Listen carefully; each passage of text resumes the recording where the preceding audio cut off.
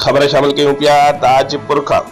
UC Tajpur में action committee chairman नवाब गुलाम रसूल लेगारी तरफ़ां working committee जे मेंबरनि जी इफ्तार पार्टी जो एहतमाम कियो वियो,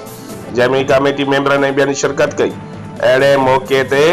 Tajpur action committee chairman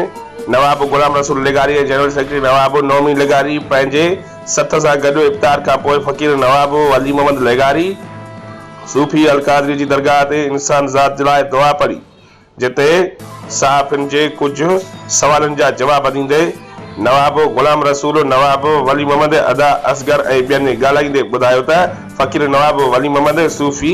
Alqadri जी पैरवी दर्स ऐं शाइरीअ मां असांखे अमन ऐं भाईचारे जो सबक़ मिले थो, जॾहिं त दरगाह फ़क़ीर नवाब वली मोहम्मद लेगारी सूफ़ी अलकादरी जो 111 सालियानो ॾियार जे इफ्तिताह 3 ॾींहनि जे लाइ पिणु थी चुको आहे, जेको वॾे अक़ीदत ऐं एहतराम सां मल्हायो वेंदो। रिपोर्ट करे रहिया फैज़ जमाली, पे न्यूज़ ताजपुर।